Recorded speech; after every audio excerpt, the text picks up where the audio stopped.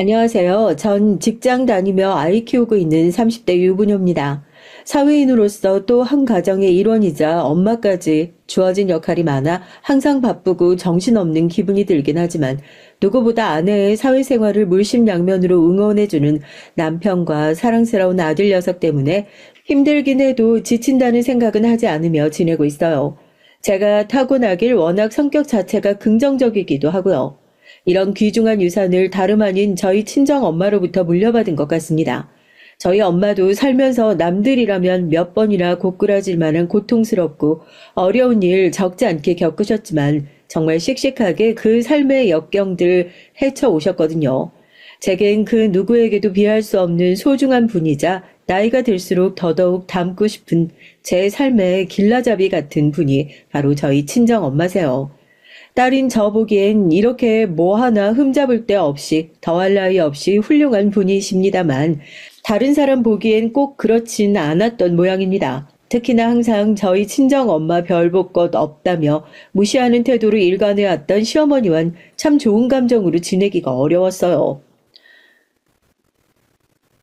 별 볼 것 하나 없는 양반이 무슨 자격 있다고 우리 엄마를 우습게 봐요? 어머님 같은 사람하고는 비교하기가 죄송스러울 정도로 우리 엄마 훌륭하신 분이에요. 어머님 같은 사람이 만만하게 보고 함부로 대할 사람 아니라고요.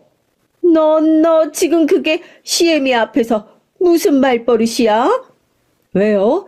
사돈 찾아가서 먼저 경우 없게 온갖 막말 다 쏟아낼 땐 예의고 뭐고 다 팔아치운 줄 알았더니 정작 본인이 이런 소리 조금 들으니까 그걸 못 견디고 파르르 화를 내요? 그러게 좀 제대로 살지 그러셨어요. 뭐야? 지금 이 대화만 들으신다면 여러분들 들으시기엔 제가 예의라곤 밥 말아먹은 막대 먹은 며느리라고 생각하실지도 모르겠습니다. 하지만 저 다른 건 다 참아 넘겨도 제 친정엄마 건드리는 사람은 그게 시어머니 아니라 대통령이건 임금이건 그 누구도 가만둘 생각 요만큼도 없습니다. 그게 맞지 않나요? 전 저희 아버지 얼굴도 모릅니다. 대뜸 이렇게 얘기하면 저희 엄마가 어디에서 아버지도 모를 아이라도 낳은 것처럼 들리시겠지만 사실 그건 아니고요. 저희 엄마가 절 임신하셨던 때에 아버지가 불의의 사고로 갑작스럽게 운명을 달리하셨다고 합니다. 그러니 제가 태어나기도 전에 세상을 떠나신 아버지 얼굴을 모르는 게 당연한 일이죠. 사진으로나마 아버지 얼굴을 접하긴 했지만 그저 사진 속의 머나먼 존재로만 느껴질 수밖에 없었어요. 저희 엄마가 저 가지셨을 때 나이가 25이었어요. 저 25일 땐 결혼 생각 꿈도 꿔본 적이 없습니다. 그 새파랗게 젊디 젊은 귀하고 아까운 나이에 뱃속의 아이를 세상에 내어놓지도 못한 채 남편을 잃은 어린 엄마라니 그때 엄마가 받았을 충격을 저로선 감히 상상도 하지 못할 것 같아요. 그 시절의 엄마를 떠올리면 같은 여자로서 참 가여워서 안아주고 싶다가도 자식인 절 포기하지 않고 끝까지 책임져 주셔서 이만큼 키워주신 것에 대해서 너무나 감사하고 죄송스러운 마음도 동시에 듭니다. 사실 저희 엄마 아버지가 결혼하실 때 양가에서 반대를 많이 하셔서 친가나 외가 도움 전혀 받지 못하고 두 분끼리 능력껏 소박하게 신혼살림 시작하셨다고 하더라고요. 지금도 제 친가와는 거의 교류가 없습니다.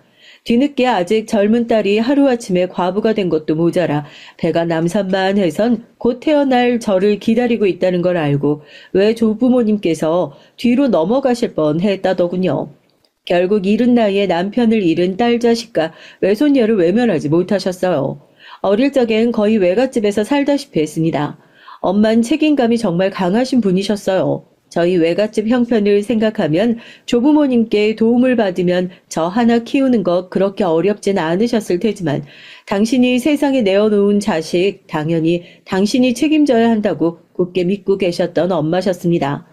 그렇게 하나 있는 딸 자식 제대로 키워보겠다고 갖은 고생을 자처하는 엄마를 보는 할아버지 할머니 복장이 뒤집히는 일도 무리는 아니었을 거예요. 엄마 입장에서야 당신 자식 당신이 키워내는 일이니 당연한 일이라고 생각하셨겠지만 남편도 없이 젊은 나이에 과부되어 제 힘으로 자식 키워내겠다고 한사코 부모 도움도 뿌리치고 혼자 고생을 사서 하고 있는 딸 자식 바라보는 부모님 마음이 어떠셨겠어요. 어릴 적부터 그렇게 바득바득 고집 피우면 살더니 결혼도 부모 다 반대하는 놈 만나서 알아서 살겠다며 집을 뛰쳐나가지를 않나. 멀쩡한 제 부모 놔두고 지 힘으로 자식 키우겠다고 똥꼬집을 피우질 않나. 네 엄마 저것도 꼭 저 같은 딸내미 낳아서 이 복장 터지는 심정을 좀 느껴봐야 하는데 미진이 네가 너무 순해서 그것도 텄다 텄어. 저희 외할머니가 약주 한잔 하시면 항상 하시던 푸념이 이런 거였어요. 혼자 자식 키우느라 재혼도 하지 않고 고생해서 일하는 딸 자식 바라보는 마음이 너무 속상해서 더 그러셨겠죠. 제가 외할머니 말씀처럼 저희 엄마에 비해 성격이 순하디 순한 편은 아니었습니다. 솔직히 말씀드리자면 전 생긴 거나 성격이나 엄마 판박이에요. 어릴 적부터 쉽게 상처받거나 눈물을 잘 흘리는 편도 아니었고 쉽게 당하는 편도 아니었고요. 물론 저희 엄마 담에 비하면야 제 담은 비할 바도 아니겠지만 배포 있는 성격이나 두려울 만한 상황에서도 해야 할 일은 해야 직성이 풀리는 성민, 아무리 생각해도 저희 친정 엄마에게서 물려받은 것이 확실한 것 같습니다. 전 유치원 들어가기 전까진 거의 외할머니 외할아버지 품에서 컸다고 해도 과언이 아닙니다. 저희 엄마가 돈을 벌려고 일을 나가려 해도 그 갓난쟁이를 어디다 맡겨놓고 일을 하러 갈 수 있었겠어요. 결국엔 부모님 도움을 받으실 수밖에 없으셨겠죠. 그렇게 어린 저 부모님께 떼어놓고 일 나가는 게 죄송스러워서 더더욱 친정 부모님께는 경제적 도움만큼은 받지 않으려고 더 노력을 하셨을 테고요. 아버지 돌아가시고 나서도 집에 남은 것 하나 없었습니다. 더군다나 그때 저희 엄마가 절 임신하고 계시지 않았어요. 엄마도 벌이가 없는 상태에서 갑작스럽게 아버지까지 돌아가시게 됐으니 사고 보상금 약간을 제외하면 당장 어린 것 먹일 일부터 깜깜했을 겁니다. 저 태어난 지 얼마 되지 않아 완전히 몸 풀리기도 전에 일자리부터 구하신 엄마셨어요.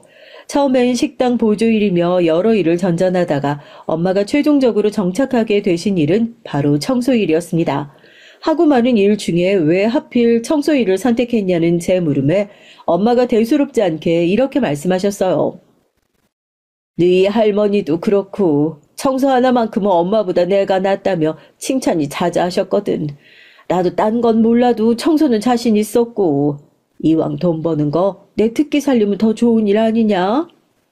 과연 어떠한 상황에서라도 좋은 구석을 찾아내고야만은 엄마의 긍정 바이러스가 직업을 선택하는 데도 큰 영향을 미쳤던 모양이에요. 엄마가 청소 일을 선택하신 이유는 또 있었습니다.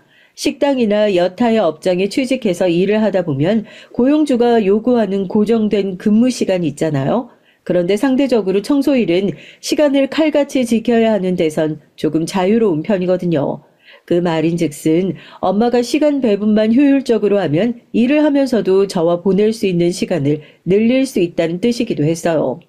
아무래도 사람들이 다 퇴근하고 남은 시간은 늦은 저녁 시간이니 새벽 시간이었으니 그 시간에 몰아서 일을 하면 제가 깨어있는 시간을 조금이라도 더 보낼 수 있었죠. 가뜩이나 아빠 얼굴도 모르는 딸 자식이 부모의 손길을 그리워하지 않을 순 없었습니다. 그런 어린 제 마음을 헤아려 주신 엄마셨어요. 덕분에 전 아버지도 없이 일하는 엄마 밑에서 자라면서도 엄마와 함께 보내는 시간이 부족해 외로움을 느낀 적이 거의 없었던 것 같아요. 돌이켜 생각해보면 그게 자식 키우면서 참 쉽지 않은 일이었을 겁니다. 저도 자식 키우며 일하는 엄마잖아요. 아무리 당신 적성에 맞는 일이라고는 하나 한두 군데도 아니고 생업으로서 쉴 새 없이 청소일을 하셨어야 했을 텐데 그 고단한 몸으로 조금이라도 딸 자식과 함께하는 시간을 만들기 위해 엄마가 얼마나 노력을 쏟아 부으셔야 했을지 생각하면 지금도 너무 감사한 마음입니다. 일하는 엄마를 걱정스러워하는 저를 보며 장난스럽게 씩 웃으셔서 엄마가 항상 이렇게 대꾸하셨어요. 내 지랄 맞은 성격 맞춰줄 사람이 너 말고 또 누가 있겠어. 엄마 너랑 노는 게 제일 재밌더라. 엄마랑 제가 서로 통하는 점도 많고 친구 같은 모녀 사이라는 건 맞지만 엄마 고생한다고 걱정하는 딸내미 근심을 조금이라도 덜어주려고 하신 말씀이라는 걸 모르지 않았어요. 비록 부모님 중 엄마 한 분께만 받는 사랑이었지만 양쪽 부모님 모두에게 사랑받고 큰 친구들에 비해 제가 받은 사랑이 결코 모자라다고 생각하지 않습니다. 살다 보니 양쪽 부모님 다 계신다고 해서 꼭 이상적인 가정인 것만도 아니고 각 가정마다 그들만의 속사정이라는 것도 있더라고요. 부모님이 다 생존해 계신다고 해서 꼭 자식 곁에 무조건 머물러 주신다는 법도 없거니와 곁에 머물러 주신다고 해서 꼭 사랑만 쏟아부어주는 부모님만 계시는 것도 아니라는 걸, 가족의 형태는 참 무궁무진하게 다양하다는 걸 알게 될수록 엄마께는 더더욱 감사하다는 마음이 들 수밖에 없었어요. 아주 어릴 적에야 엄마 일하는데 따라 나가고 싶다고 해도 어림없다며 엄마가 으름장을 놓는 통에 쫓아가지 못했습니다만, 중학생 때부턴 능글능글 엄마 말꼬리를 물고 늘어지며 엄마 청소일 하시는 걸 따라가서 같이 돕기도 했죠. 시간 남으면 친구들이랑 같이 어울리든가 아니면 책이라도 한 자 더 보든가 하지. 아, 뭐 하른다고 엄마 일하는데 자꾸 따라 나와. 내가 뭐 못 올 때 왔어? 엄마 청소일하는 거 그렇게 당당하다면서 내가 못 따라올 건 또 뭐야? 어차피 너도 학교 졸업하고 취직하면 평생 지긋지긋하게 일해서 돈 벌어먹고 살아야 될 텐데. 그러니까 말이지. 이렇게 한 번씩 쫓아나오면 그 김에 엄마한테 용돈도 더 타고 좋은 게 좋은 거 아니겠어? 엄마를 닮아 능글능글하게 웃으며 대꾸하는 딸 자식을 보고 엄마도 졌다는 듯 픽 웃으시곤 했습니다. 청소 일이라는 게 집에서 살림만 해도 쉽지 않은 일이잖아요. 자기 집 하나 깔끔하게 유지하기도 쉽지가 않은 일인데 하물며 프로의 영역 아니겠습니까? 엄마 고생하실까봐 제 나름대로 열심히 따라다니긴 했지만 청소일이 결코 만만한 일은 아니었어요. 이젠 정말로 베테랑이 되신 엄마 일하시는 거에 비하면 엄마 돕겠다고 쫄래쫄래 따라 나선 제 손길이야 아직 어설프기 짝이 없었겠지만, 그럼에도 엄마 따라다니며 조금이라도 엄마 일을 거둘 수 있다는 것이 뿌듯하게만 느껴졌습니다. 간혹 어린 시절엔 저희 엄마가 청소를 하신다는 걸 알고 은근히 멸시의 시선으로 바라보는 아이들도 없진 않았어요. 결코 그래선 안 된다곤 하지만 아직까지 우리 사회의 인식이라는 게 청소하는 사람을 그렇게 높게 대우해주는 편은 아니잖아요. 아이들이야 어른들 하는 걸 보고 배우니까 생각 짧은 어른들이 경솔하게 내뱉은 말을 그대로 학습한 아이들이 청소하는 부모 둔 저까지 우습게 생각하는 일도 있었고요. 하지만 제 눈에 그런 애들 정도야 그저 우스울 뿐이었습니다. 애초에 남들이 별 말 같지도 않은 이유 가지고 사람 깔보는데 기죽을 만큼 제가 약한 편도 아니었거니와 청소 일이 뭐가 어때서요? 우리 엄마가 나쁜 일해서 나 먹여 살리는 것도 아니고 심지어 청소일은 세상을 깨끗하게 만들어주는 일이니 오히려 좋은 일이라고 하면 좋은 일 아니겠어요? 기피하는 일 나서서 해주는 사람에게 고마워하진 못할 망정 어디 감히 무시를 해요? 그런 마음가짐으로 뒤에서 못된 것들이 저들끼리 낄낄대며 쟤네 엄마 청소일을 하니 어쩌느냐 하면 아주 세상 사람들 다들 들으라는 듯이 망신을 주며 큰 소리를 떵떵 쳤습니다. 우리 엄마 청소일 하는데 니들이 뭐 보태준 거 있어? 우리 집에 해준 거 하나 없으면서 남의 집 일에 참 관심도 많다. 남의 집 일에 입대려면 뭐라도 해주고 하든가. 너 그런 한심한 소리 하고 다니는 거 니들 집에선 알고는 계시니? 보통 그렇게 못된 소리 하는 것들이 자기 망신당하는데 더 예민한 법이거든요.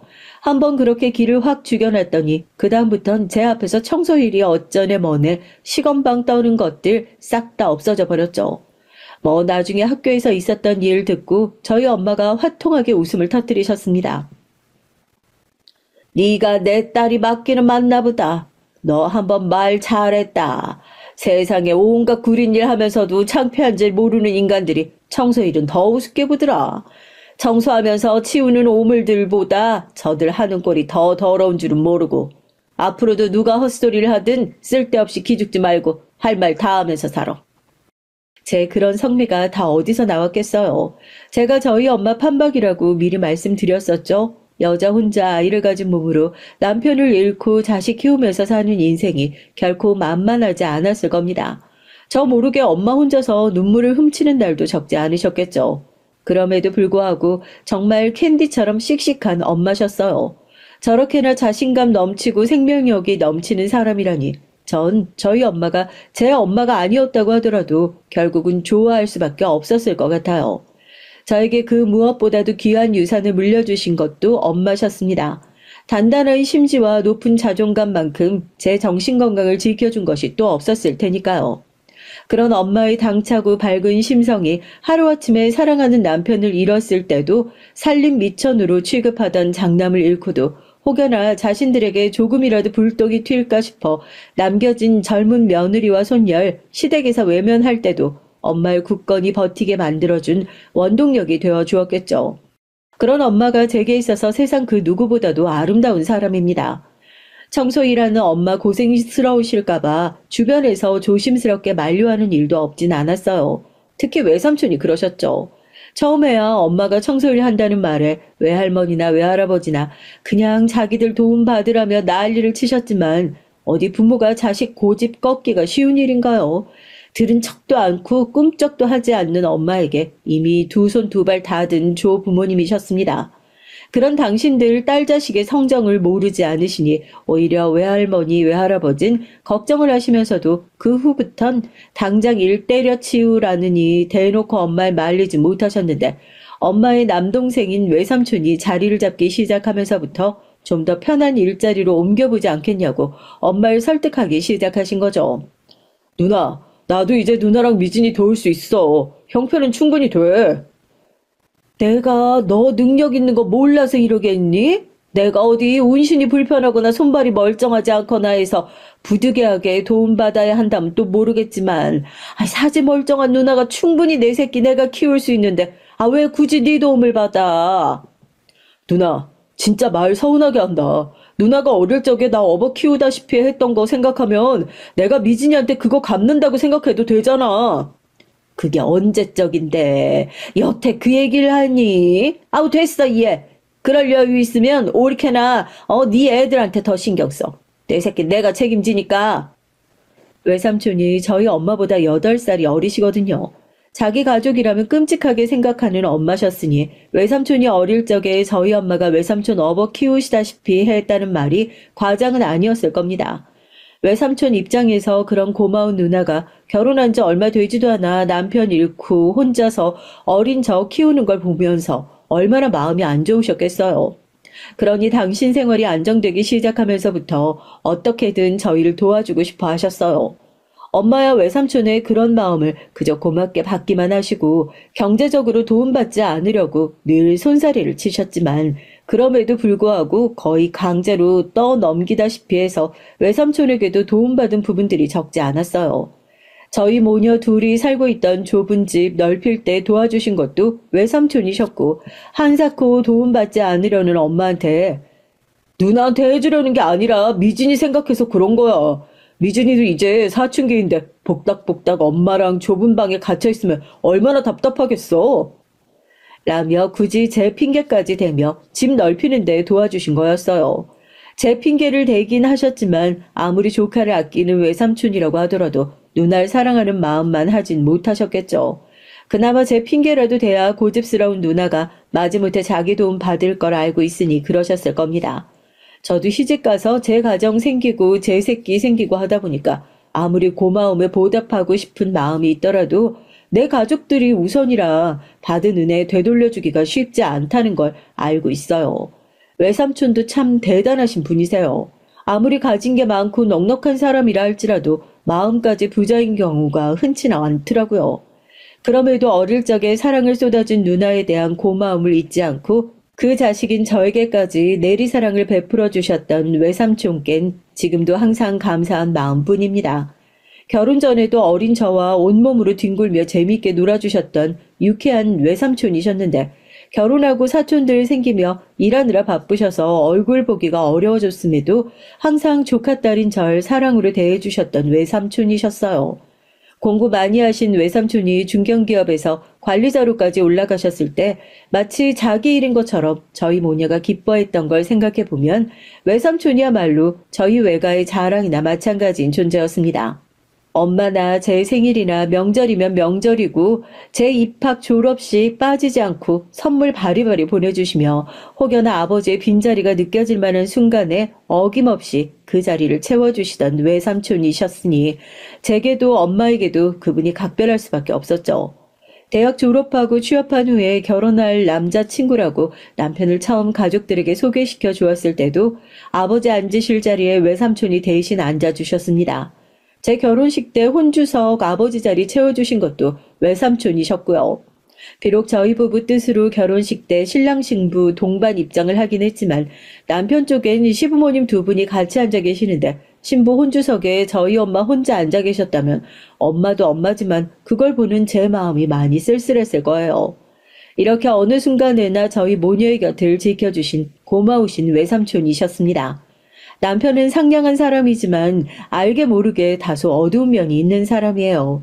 성격이 다소 화통한 편인 저와 엄마와는 다르게 소심한 부분도 있고요. 그런 남편의 그늘의 원인은 결혼할 무렵이 되어서야 알게 됐습니다. 실은 부모님 사이가 그렇게 좋지는 않으시거든. 경제적인 문제로 부모님 두 분이 자주 다투셔서 나도 버는 돈에서 얼마가는 어머니한테 보내드리기도 하고 있고. 그 말을 듣고 처음엔 의아했어요. 왜냐하면 남편 집안이 제가 알기론 그렇게 경제적으로 어려움을 겪고 있는 집안은 아니었거든요. 소문난 부자까진 아니더라도 시아버지께서 공기업 임원으로 재직하며 연봉이 제법 높으신 걸로 알고 있었고 남편 벌이도 나쁘지 않았고요. 알고 보니 시어머니 쪽에서 사치에 욕심이 있으신 편이었습니다. 어머니 집안이 어릴 적엔 부유한 편이셨는데 사업이 크게 잘못돼서 외갓집 망했다고 하더라고. 그게 자존심이 많이 상하셨는지 자꾸 비싼 물건들 아니면 취급도 안 하려고 하시고 그런 걸로 헛헛한 마음을 달래시려고 하는 것 같아서 처음엔 아버지도 안쓰러운 마음에 크게 뭐라고 안 하시고 능력껏 해줄 수 있는 것들은 해주려고 하셨던 것 같은데 그게 자꾸 도를 넘어가니 다툼이 잦아지신 것 같더라고. 그제야 남편의 여자친구라고 처음 시부모님께 인사를 드렸을 때 머리부터 발끝까지 명품으로 휘감고 있었던 시어머니 모습이 떠올랐어요. 사실 시아버지 수입을 생각하면 아주 불가능한 차림새라고 생각하진 않았지만 속으로 조금 과하지 않았나 싶어 놀라긴 했거든요. 그런데 남편의 집안에 이런 남모를 사정이 있었다니 역시 집안일은 그 집안 사람이 아니라면 알 수 없는 일이라는 생각이 들었습니다. 가뜩이나 저희 엄마 청소하신다는 말에 순간 멈칫하던 시어머니가 신경이 쓰였는데 그 정도로 남에게 보이는 거, 사치하시는 거 좋아하시는 분이면 괜히 우리 엄마 청소이라는 것까지 꼬투리 잡는 건 아닌가 걱정이 되기도 했어요. 그 말에 화들짝 놀라 양손을 내저으며 단호하게 말하는 남편이었습니다. 무슨 소리야. 자기 어머님이 얼마나 멋지신 분인데 지금까지 현역으로 자기 일 하시면서 자기 능력으로 돈 버시는 분을 어느 누가 함부로 대할 수 있겠어. 그럴 수도 없고 그래서도 안 되는 일이지. 제가 저희 남편 참 좋아하는 게 바로 이런 부분 때문이에요. 저만큼 강하게 주장하지 못해도 남편 나름대로의 심지가 굳은 사람이었고 옳고 그름의 구분이 정확한 사람이었고요. 사회적 체면을 내세우며 청소이라는 작물을 반기지 않는 사람도 있을 텐데 오히려 여자 홀로 힘으로 굳은 일 마다하지 않고 딸 자식 잘 키워낸 엄마에 대한 존경심까지 드러내는 남편에게 고마웠습니다. 뭐 애초에 남편이 이런 사람이 아니고 청소일 한다고 저희 엄마 무시나 할 것 같았으면 제 선에서 진작 탈락하고도 남았겠지만 말이에요. 시어머니는 처음부터 저 그다지 예뻐라 하시진 않으셨습니다. 본인 허영심을 채우기엔 제 조건이 턱없이 부족하다는 이유여서였겠죠. 남편은 자기 분야에서 제법 인정을 받고 있는 직장인으로서 유명 기업에서 여러 차례 스카우트 제의까지 받을 정도로 능력이 출중한 사람이었습니다. 저도 제 분야에서 나름대로 열심히 일하고 있긴 하지만 남편만큼 잘 나가는 편은 아니었어요. 게다가 사돈될 사람은 남편도 없이 홀로 남은 홀어머니에 청소일 하고 있다고 하니 여러모로 그분 눈에 차지는 않으셨겠죠. 뭐 그렇다 한들 제가 크게 신경 쓰진 않았습니다. 솔직히 말하자면 시어머니가 저렇게 저나 엄마 속으로 낮게 평가하고 얕잡아 보는 거 제 눈으로 보기엔 오히려 우스워 보일 따름이었어요. 솔직히 그분 연세가 몇인데 아직까지도 친정 망하기 전 옛 영화에 취해 분수에도 맞지 않는 사치와 허영심 부리는 것도 너무 미성숙하게 느껴졌고요. 결혼한 이후로 밖에 나가 돈 한 푼 벌어온 적 없으면서 사치로 남편과 자식까지 힘들게 하신 양반이 일평생 열심히 제 몸 움직여 일해 떳떳하게 번 돈으로 당당히 자식 키워내신 저희 엄마 얕볼 자격은 더더욱 없다고 생각했고요. 시어머니가 저 마음에 들어 하시지는 않는 만큼 저 역시 시어머니가 썩 마음에 들지도 않았습니다. 솔직히 그런 분께 며느리라고 해서 제가 굳이 저 자세로 나가거나 예쁨 받아야 할 필요가 있나 싶었어요. 남편도 결혼하면서도 그 부분에 대해서 이렇게 얘기하기도 했고요. 우리 어머니 태도 때문에 당신 기분 많이 나빴지? 내가 미리 그렇게 말씀드렸는데.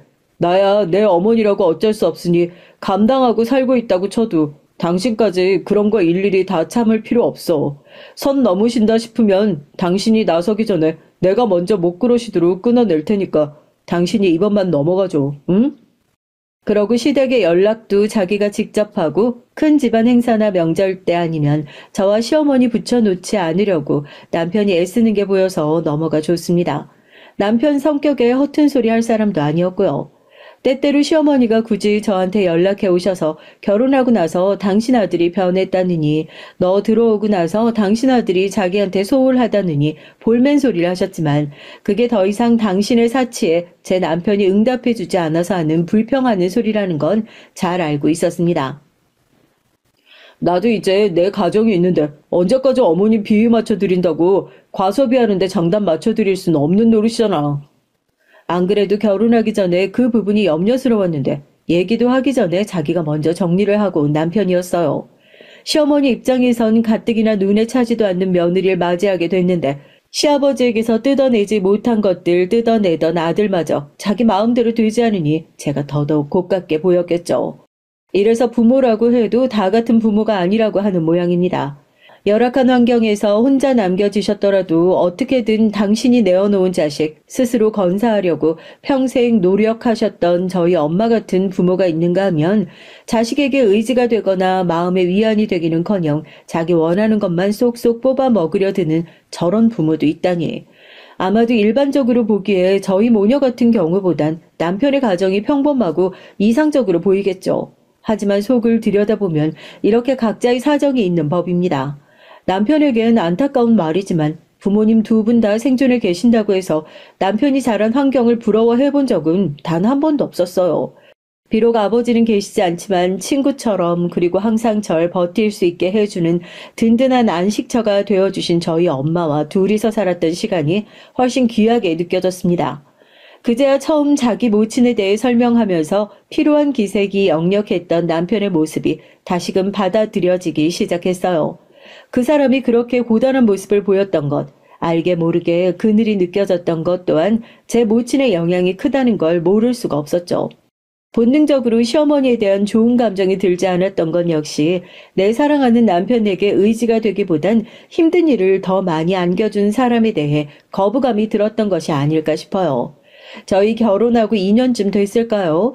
남편이 파격적인 스카우트 제의를 받게 됐습니다. 지금 다니고 있는 회사보다 규모가 작기는 하지만 계열사의 사장 자리를 제안받았던 거예요. 이제 막 시작한 신생 사업이라 사업 규모가 크지는 않았지만 그래도 사장이면 가장 높은 자리에서 결정권을 행사할 수 있는 자리가 아닌가요? 남편 나이를 생각해도 파격적인 대우였죠. 그동안 여러 제의를 받았을 때도 크게 동요가 없던 남편도 심각하게 고심할 정도였습니다. 당신이 보기에도 이런 기회가 흔치는 않겠지? 이참에 당신도 사장 사모님 소리 듣게 해줄 수 있으면 더 좋고. 나 사모님 소리 듣는 게 중요한가? 당신한테 득될 자리인 게 중요한 거지. 일부러 남편에게 그렇게 덤덤하게 말하긴 했지만 솔직히 저도 귀가 솔깃하긴 했어요.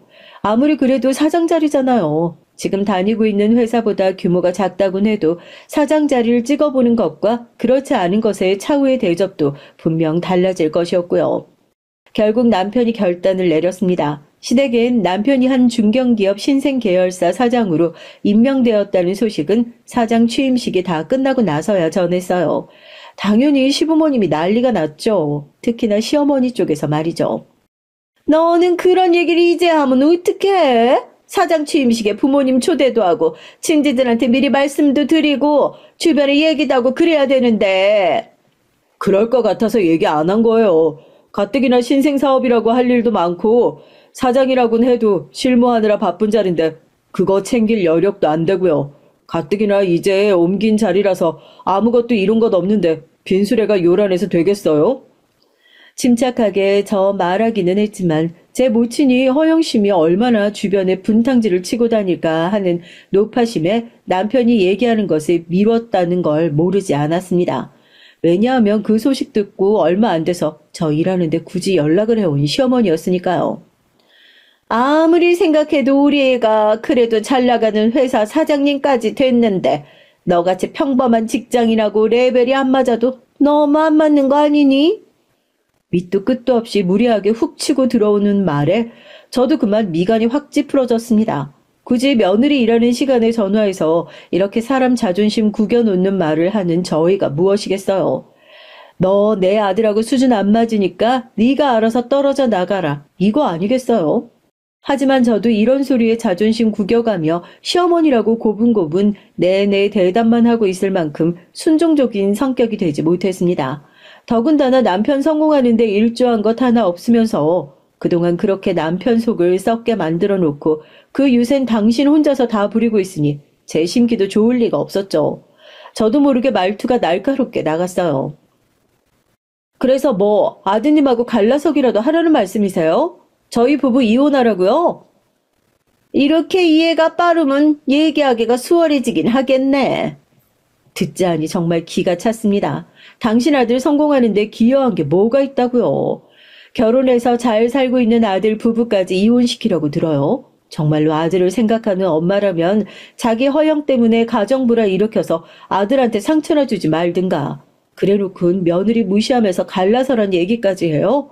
어쩜 사람이 뻔뻔해도 이렇게까지 뻔뻔할 수가 있는지.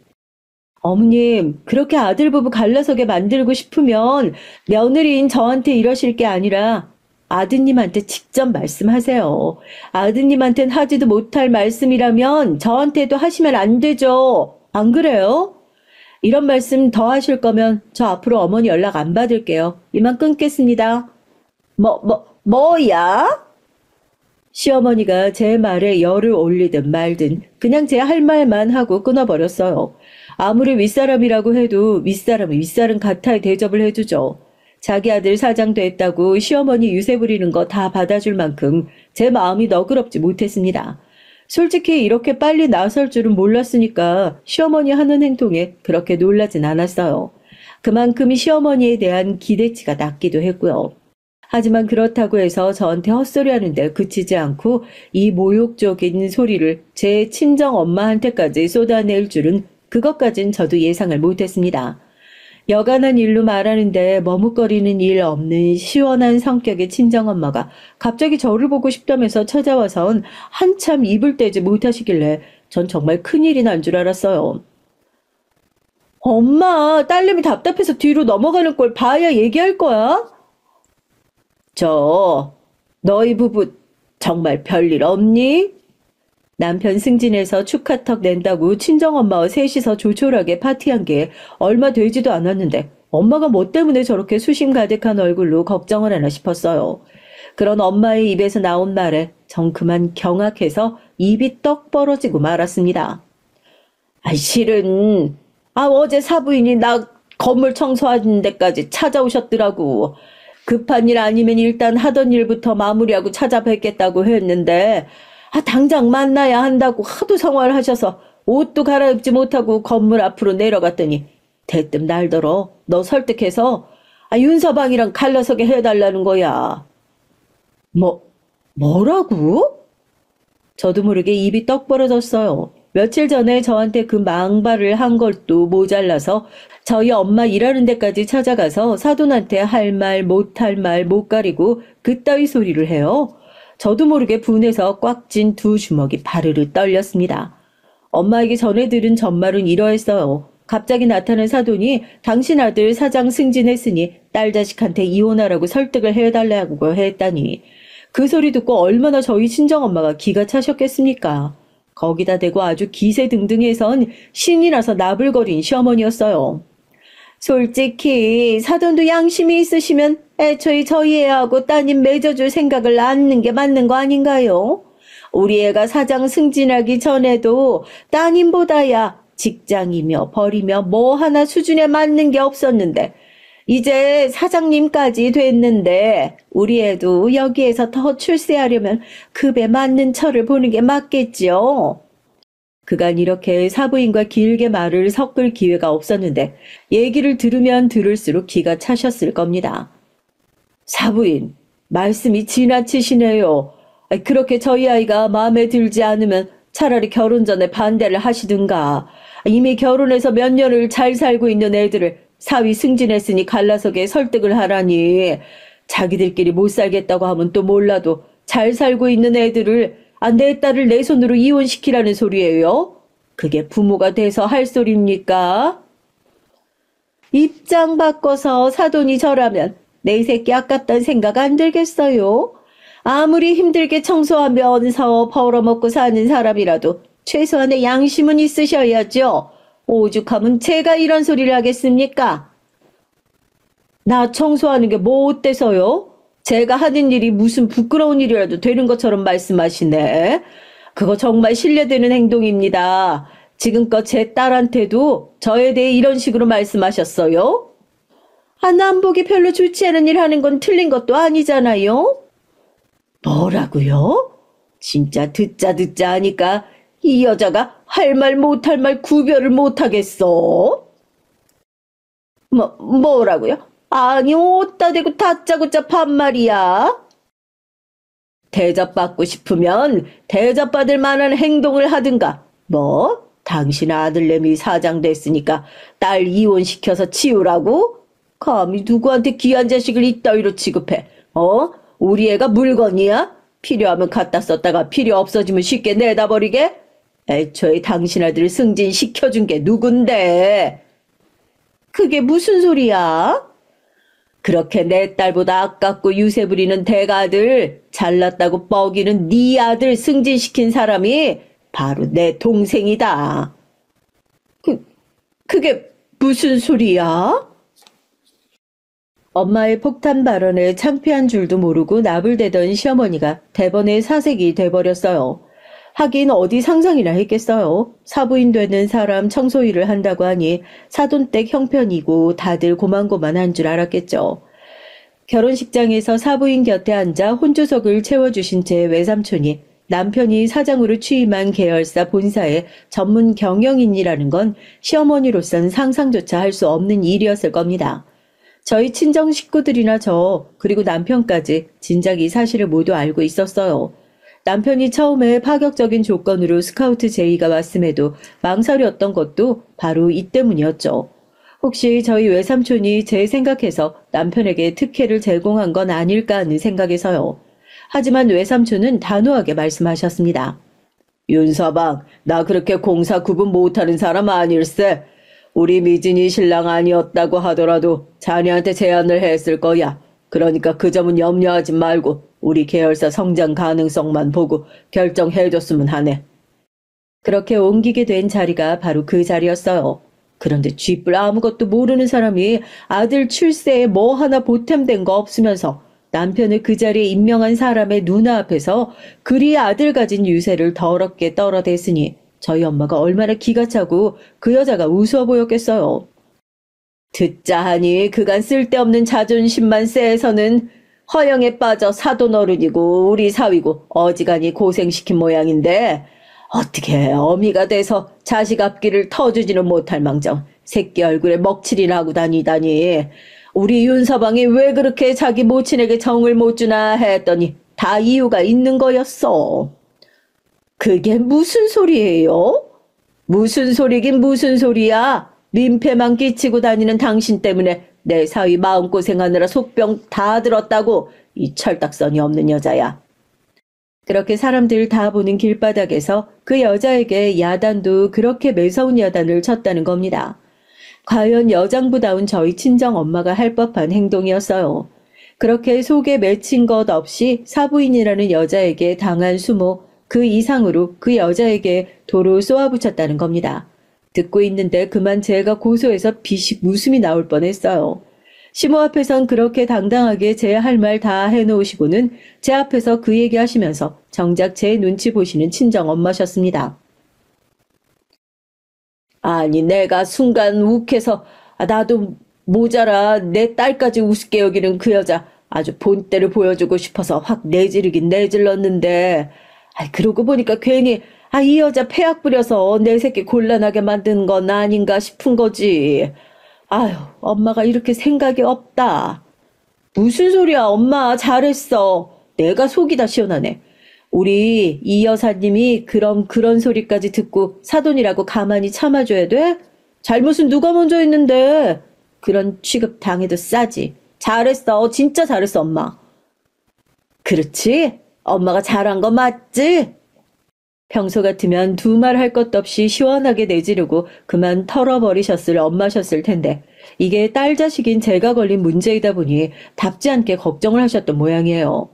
쓸데없이 우리 엄마 앞에까지 나타나서 그 망발을 짓거린 시모에게 화가 나면서도 그런 뻘짓에 지지 않고 당당하게 할 말 시원하게 다한 엄마가 자랑스러웠습니다. 그렇게 청소일 한다고 무시하던 사돈에게 배 터지게 욕 먹고 저희 외삼촌이 남편 직속 상사나 다름없다는 사실을 알게 됐으니 시모 자존심에 얼마나 창피하고 수치스러웠을지를 생각하니 더더욱 통쾌했어요.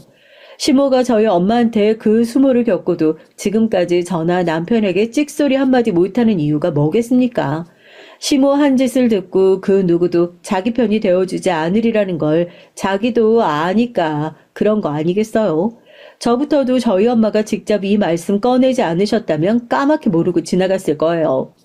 감히 내 엄마한테 이따위 짓을 해놓고도 아무 일 없이 조용히 넘어갈 생각을 해요? 괘씸해서라도 그냥 넘어갈 수 없는 일이었습니다. 그날 퇴근하고 돌아온 남편에게 토시 하나 빠뜨리지 않고 엄마에게 들은 얘기를 그대로 전달했죠. 당연히 남편 역시 난리가 났어요. 더 기다릴 것도 없이 그 저녁에 절 대동하고 시댁으로 쳐들어간 남편이었습니다. 어머니, 진짜 제정신이에요? 어떻게 이렇게 부끄러운 줄을 몰라요? 모든 사실을 알고 등장해 고함을 치는 아들을 보고 시어머니가 사색이 됐죠. 그러게 수습도 못할 짓거리를 왜 벌인답니까? 야밤에 화가 잔뜩 나서 집으로 쳐들어온 아들 내외를 보고 어리둥절했던 시아버지까지 사건의 전말을 아시고는 그만 경악하고 마셨어요. 집안 망신을 시켜도 유분수지 새아가도 모자라서 어떻게 사부인 앞에서 그런 배워먹지 못한 짓을 벌일 수가 있어. 사람이 정도를 알아야지. 당신 정말 제정신이야? 아니 누가 제 외삼촌이 그렇게 높은 사람인지 알고 그랬나? 저희 외삼촌이 높은 사람이 아니면 우리 엄마한테 그런 식으로 대해도 된다는 소리예요? 어머니, 정말 끝까지 정신 못 차리시네요. 저도 모자라서 저 지금껏 키워주신다고 그 고생을 하신 저희 엄마 그런 식으로 대해놓고 제가 이걸 가만히 넘어갈 줄 알았어요? 어머니, 저 앞으로 2번 다시 어머니 찾아올 일 없을 거예요. 내 엄마 그렇게 대단한 사람, 세상 높은 사람이라고 해도 가만두지 않을 판에 어머니가 뭐라고 우리 엄마를 그런 식으로 대하는 거예요? 아들 망신을 시켜도 유분수지. 제가 장모님을 어떻게 뵈라고 이런 짓까지 해요? 정말 나한테 미안하지도 않아요? 나도 이제 앞으로 어머니 어떻게 되든 상관 안 할 테니까 자식 없는 셈 치고 사세요. 없느니만 못한 어머니 때문에 시달리는 거 나도 이제 그만하고 싶네요. 아니 너는 그게 무슨 소리야. 그래도 내가 네 엄만데. 부모다운 부모 노릇 한 번 안 해놓고 이럴 때만 엄마 타령하는 것도 지긋지긋해요. 여보, 그만 가자. 아니, 이렇게 가면 어떡해. 친서가, 세아가. 시끄러워. 당신은 입이 10개라도 할 말이 없어야지. 당신이 무슨 낯으로 애들을 붙잡아. 남편 손에 이끌려갔던 전 도로 남편 손에 붙들려 시댁을 떠났고 그걸로 다신 시어머니를 찾아뵙지 않았어요.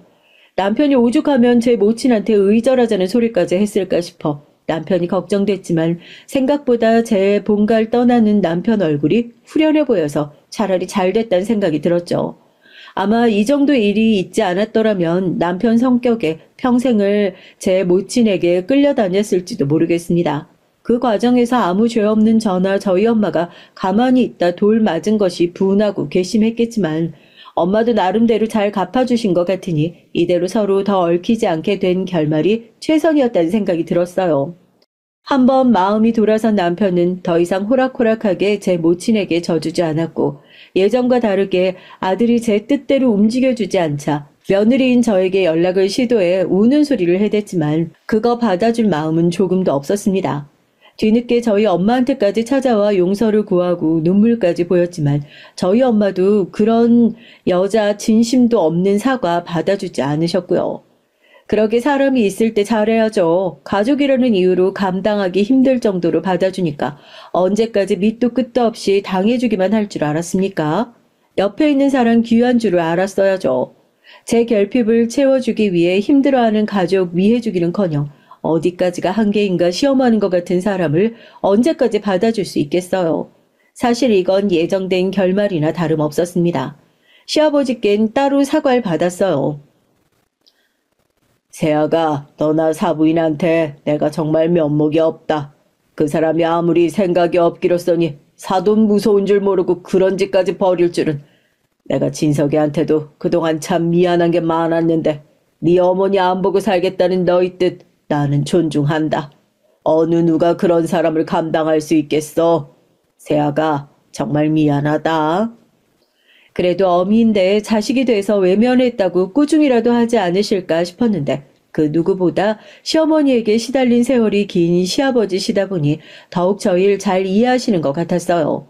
시아버지와 시어머니는 결국 별거를 시작했습니다. 이제와 이혼한다고 남은 세월 얼마 되지도 않는다며 서류 정리까진 하지 않으셨지만 시아버지도 이 일로 가뜩이나 좋지 못했던 부부 사이에 더욱 정이 떨어지셨던 모양이에요. 아들의 남편까지 잃게 되셨으니 이제 외롭게 살 일만 남게 된 시모였습니다. 주위 사람에게 잘못한 것은 결국엔 돌아오게 되는 법이죠. 그렇게 시모 보지 않고 지낸 지도 벌써 몇 년이 흐르고 저희 사이에도 아이가 태어났어요.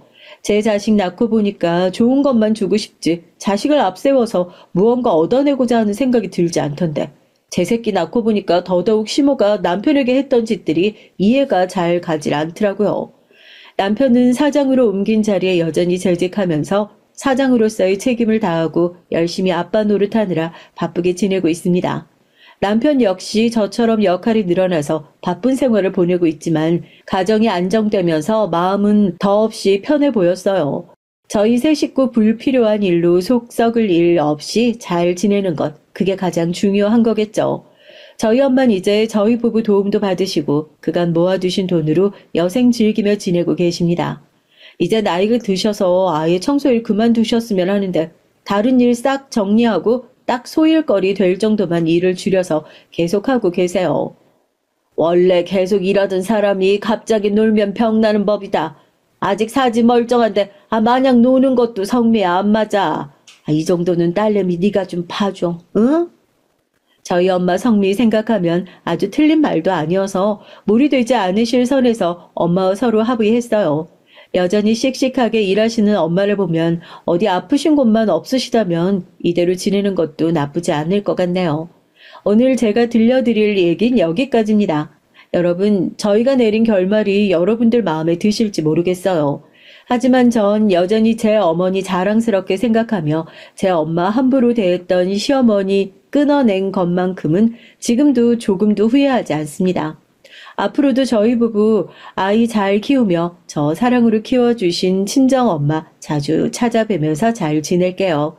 이야기 들어주신 여러분들 모두 감사드립니다.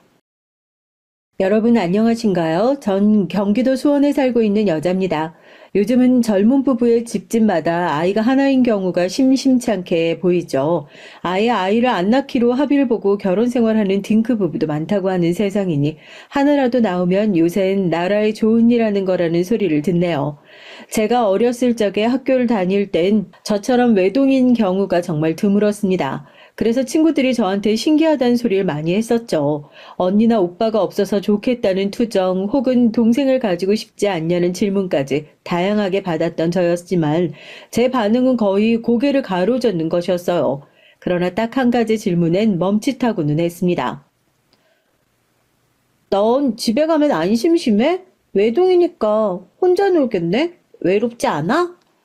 해가 지기 전까지 밖에서 동네 또래 친구들과 어울려 놀면 그만이었으니 딱히 심심하다고 느낀 적은 거의 얼마 되지 않았지만 외롭지 않는 것인지를 생각해 본다면 그건 또 다른 얘기였어요. 외롭다는 감정을 떠올려 보면 전 저 자신보다도 가장 먼저 엄마의 모습을 떠올렸던 것 같습니다. 어린 시절 제 눈에 비친 엄마가 그러셨거든요. 무척이나 외로운 시절을 보내오신 분으로 보였어요. 여러분도 그러셨는지 모르겠지만 제가 어렸을 적엔 대개 친구들과 의견을 나누어 보면 친가보다는 외가를 심적으로 가깝게 느끼는 경우가 압도적이었어요. 이상하게 엄마 쪽 친척들이 교류하기가 편한 모양이었죠. 외할머니라든지 이모라든지 학교의 친구들은 외가를 편하게 느꼈는데 전 그렇지 못했습니다. 엄마의 뿌리인 외가가 저에겐 자리를 잡지 못했기 때문이에요. 제가 초등학교를 입학하고 얼마 안 되었을 때 엄마와 단 둘이서 외가를 방문했던 적이 있어요. 워낙 어렸으니까 뭣도 모르고 아무 생각도 없이 엄마의 손을 잡고 길을 나섰었죠. 도착한 곳이 외가라는 걸 알곤 굉장히 신이 나 했던 기억이 납니다. 아마 늘 궁금했으되 와보진 못했던 곳이라고 생각해서 신이 났을 거예요. 오래된 집은 대문이 열려 있었어요. 저희 모녀가 안으로 들어가자마자 누가 큰 소리로 외쳤었고요. 아니 저 미친년이 여기가 어디라고 와? 여기가 네 집인 줄 알아? 아니야. 빗자루로 추정되었던 것을 들고 서신 채 소리를 지르셨던 분은 외할머니셨습니다. 엄마가 크게 코웃음을 치셨어요. 어차피 나도 그쪽 내 엄마라고 생각 안 하거든요. 마지막으로 와본 것뿐이니까 괜히 너무 그렇게 지랄 떠실 거 없어요. 뭐라고? 지랄? 저 미친년이 진짜로? 왜요? 빗자루로 치켜 드셔서 뭐 어쩌시려고요? 그걸로 절 치기라도 하시려고요? 양심도 없지. 우리 엄마를 죽게 만든 원흉 주제에? 아이고 기가 막혀서 넌 아직까지도 그 타령이냐? 전부 다 내 탓이라고 넌 믿고 싶은 거지? 넌 영원히 글러먹었어. 왜 그렇게 뻔뻔하세요? 사람 가죽 쓰고 어쩜 저럴 수가 있나 모르겠네. 소름 끼쳐 정말로. 무슨 소리를 하는 거야? 나야말로 네가 아주 징그러워서 죽을 지경이다. 하나부터 열까지 모두 내 탓으로 돌리는 제 작태야말로 소름이 돋는 거야. 됐고요. 아버지 어디 계세요? 아버지 좀 나와보세요. 빌어먹을 딸년이 왔는데 나와보지도 않으세요?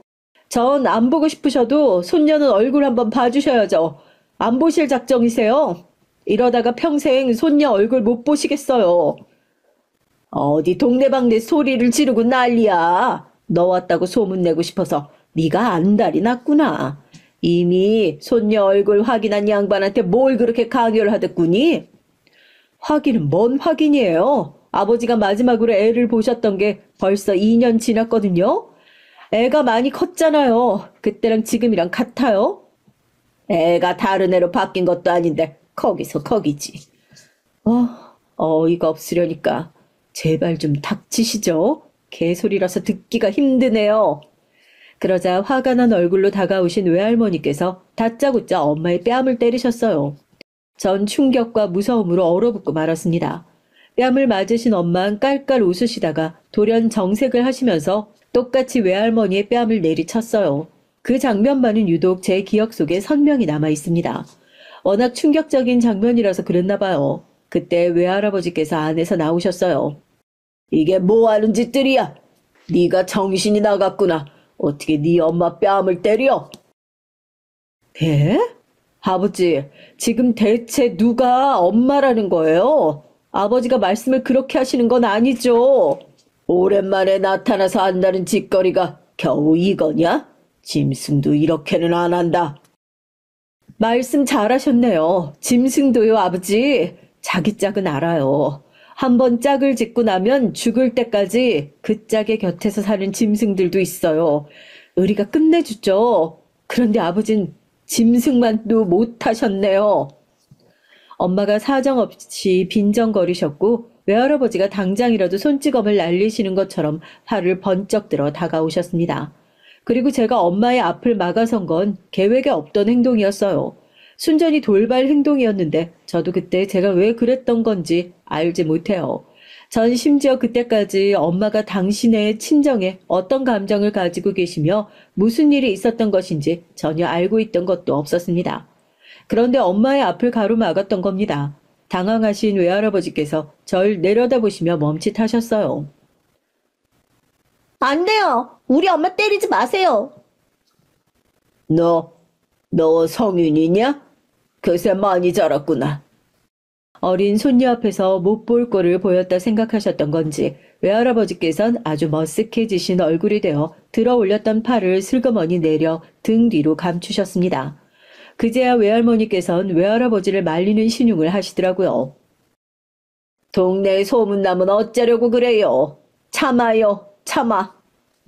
입을 거의 움직이지 않으시며 그렇게 작은 소리로 중얼거리셨는데 어린아이라서 제가 청력이 좋았던 건지 그게 다 들리더라고요. 저희 엄마를 때리신 분이라서 전 그게 마음에 안 들었고 두 분을 향해 큰 소리로 외쳤습니다. 우리 엄마 때리지 마세요. 나빠요. 그러자 두 분은 떨떠름한 얼굴로 시선 교환을 하실 뿐이었고 엄마는 제 어깨를 감싸 주셨는데 그때 올려다본 엄마의 얼굴이 어딘가 뿌듯한 귀색이라는 걸 전 알아차릴 수 있었어요. 충동적으로 엉겁결에 버리고만 그런 짓이었지만 왠지 잘한 것 같아서 전 헤헤 웃음이 나왔습니다. 외할아버지께서 절 보며 작게 혼잣말을 남기셨어요. 저런 신기할 정도로 웃는 게 꼭 닮았네. 피는 못 속이는구만. 귀를 쫑긋해서 내용을 듣고 말았던 전 그걸 가슴에 담아놨었죠. 다시 엄마의 손을 붙잡고 외가를 나와 집으로 향하던 길이었습니다. 전 아까 외할머니께서 외할아버지께 몰래 중얼거리셨던 걸 엄마에게 알려들었어요. 그러자 엄마가 예상 밖으로 격한 반응을 보이셨습니다. 그래? 그런 소리를 하셨단 말이지? 역시 그랬던 거였어. 네? 뭐가요? 역시 그랬던 게 뭐예요? 소문을 무서워하는 사람들이 있거든. 뻔뻔할 대로 뻔뻔하게 다 굴어놓고서 지을 죄를 다 지어놓고서도 자기 주변에 소문이 안 좋게 나는 것만큼은 절대 못 견디는 사람들이지. 아주 웃기는 사람들이야. 그렇지? 당시에 이해가 별로 안 돼서 그저 고개를 끄덕이고 말았던 절 향해 엄만 이런저런 얘기를 이어가셨습니다. 정리를 하자면 엄만 일전에도 외할머니께서 당신의 주변에 소문이 안 좋게 퍼지는 걸 상당히 경계하며 애를 쓰신다는 인상을 받으신 적이 있다는 것이었어요. 당시엔 경황이 없어서 그냥 넘겼지만 이번엔 상황이 다르다고 하셨죠. 외가의 동네를 떠나기 전 엄마는 일부러 그곳에 사시는 아주머니들이 모여 앉아 담소를 나누고 계시는 곳으로 다가가 인사를 남겼습니다. 저희 딸을 데리고 인사를 왔는데 확실히 쉽지가 않네요. 피가 안 섞인 딸이든 손녀든 그분은 보고 싶지가 않으신 모양이에요. 아니 이렇게 귀여운 손녀를 왜 안 바뀌었을까? 피가 안 섞였다니 그건 또 무슨 말이고요? 동네 아주머니들이 즉각 관심을 보이자 엄마는 당신의 생모가 돌아가시고 외할머니께서 계모로 오시게 된 얘기를 풀어가셨어요. 그러자 그 아주머니들 중에 한 분이 일전에 엄마를 보셨던 적이 있다고 외치면서 분위기를 더 흥미진진하게 띄우셨고요. 참하고 수더분하고 내성적이던 이웃 사람들에게 예의가 바르기로 알려진 외할머니 같으신 분에게 그런 비화가 숨겨져 있을 줄은 꿈에도 몰랐다고 하시면서 동네 아주머니들이 난리가 났죠. 엄마는 후련한 얼굴로 돌아서셨고 남대없이 외가의 이모저모를 알게 된 전 혼란스러운 채로 귀가를 했었죠. 외할아버지께서 머리 끝까지 화가 나신 채로 연락을 하셔선 엄마를 향해서 욕을 하신 건 그로부터 며칠 뒤의 일이었습니다. 이 용이지도 하게 나쁜 년 같으니라고. 장인어른 접니다. 아니 최서방 왜 자네가 전화기를 잡고 있나? 좀 아까 분명 내 딸이 전화를 받지 않았어? 예 분명히 그랬죠. 그런데 왜 자네가 지금 그러고 있어? 성인 엄마가 저한테 대신 통화를 하라고 그래서요. 뭐? 언제? 장인어른께서 욕을 시작하시자마자 제가 처음부터 다 듣고 있었습니다. 인내 빌어먹을 딸려는 욕을 한마디도 못 들었고 그게 전달이 다 안 됐다고? 예, 죄송하지만 그렇습니다. 인연이 갈수록 지혜비 속을 번번이 뒤집어놔. 최서방, 당장 바꾸게. 당장 내 딸한테 전화 바꿔. 죄송합니다만 그럴 순 없겠습니다. 뭐야? 최서방 자네 대체 왜 이러나? 내가 이런 꼴 보고 싶어서 자네한테 내 딸하고 결혼하게끔 허락을 해준 줄 아나? 외람되오나 전 장인어른의 허락을 받은 적이 없었고 제가 부실해 보여서 눈에 안 찬단 말씀만 주셨어요. 장인어른의 허락은 필요 없다고 하면서 성인 엄마가 그냥 저와 결혼한 것이었고요. 자네 미쳤나? 여자를 잘못 만나 결혼해서 같이 돌아버린 게야? 장인어른께선 장모님의 편이시지 않습니까? 지금도 장모님의 일 때문에 이러시는 것이고요. 그래, 그렇다고 해서 자네가 날 비난할 참인가 본데. 아닙니다. 저도 그저 똑같다는 말씀을 드리고 싶은 겁니다. 장인어른은 장모님의 편이시죠. 그리고 전 성윤 엄마의 편입니다. 그래서 지금 이러는 것뿐이에요. 이런 빌어먹을. 나 지금 내 딸년 때문에 화병 나서 뒤로 넘어가기 직전이니까 나 죽는 걸 보고 싶지 않으면 당장 내 딸년 전화 바꾸든가 아니면 직접 여기로 찾아와서 사과하고 동네 사람들 오해 풀라고 그렇게 말 전해. 무슨 오해 말씀이십니까? 장인어른께서 장모님을 불륜관계로 처음 만나셨던 그거 말씀이세요? 장모님이 먼저 장인어른한테 적극적으로 다가오셨다는 게 오해라는 걸까요? 아, 그것도 아니면 혹시 장모님이 이혼 전적만 2번 있으신 분이라는 바로 그게 오해라는 겁니까? 어떤 걸 말씀하시는 건지 장인어른. 쌍으로 정신 나간 것들이 아주 어른을 공경할 줄을 모르고 시건방지게 되는 대로 짓거리는구나. 옛말에 부창부수라더니. 예, 그렇죠. 장인어른하고 장모님 2분도 참으로 부창부수십니다. 아마 그때 모르긴 몰라도 외할아버지께선 진심으로 뒷목 잡고 뒤로 넘어가셨을 거예요. 수화기 너머로 목이 졸린 채 비명을 지르는 것 같은 아주 이상한 신음을 토하시다가 통화가 끊어졌거든요. 아버진 그제야 당신의 옆에 찰싹 붙어 있었던 어린 딸을 발견하시곤 이크 하셨지만 전 태연스럽게 배시시 웃을 따름이었습니다. 잠시 후 아버지가 난감하신 얼굴로 검지를 입에 가져가셨어요. 그러자 저도 따라서 아무 말도 안 하겠다는 의미로 검지를 입에 댔죠. 전 아버지와 외모가 닮은 아이는 아니었습니다. 누가 봐도 외탁을 한 외모였기 때문이죠. 하지만 하는 행동이나 성격이 어렸을 적의 아버지와 판박이었어요. 부녀 사이가 아주 잘 통했죠.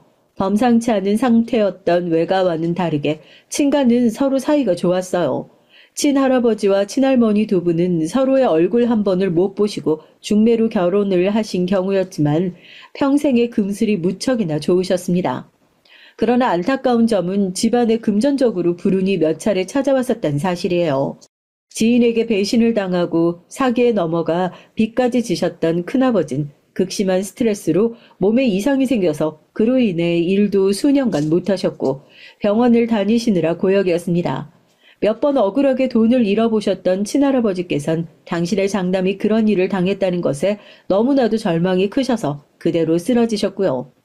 고모는 결혼을 잘못하셔서 당신의 시댁이 진 빚을 대신 갚아주고 사셨습니다. 지금 생각하면 그건 완전히 일종의 사기 결혼이었어요. 집에 크고 작은 일들이 너무 많이 일어나는 동안 아버진 묵묵하게 앞만 보며 사셨습니다. 학업을 이쯤 중단해야 할 것 같아서 그렇게 하셨고 돈을 버셔야 할 것 같아서 벌기 시작하셨고 이 정도로 버는 돈을 늘려야 할 것 같아서 그것에 맞춰서 이직이라는 것도 해내셨던 분이에요. 어찌 보자면 아버진 묵묵함과 진중함의 화신 같으신 분이었죠. 그리고 아버진 사시는 동안 외로움을 많이 느끼기도 하셨다고 합니다. 부모와 형제 사이가 돈독했고 서로를 아꼈지만 그랬기 때문에 더 외로우셨던 측면도 존재했다고 해요.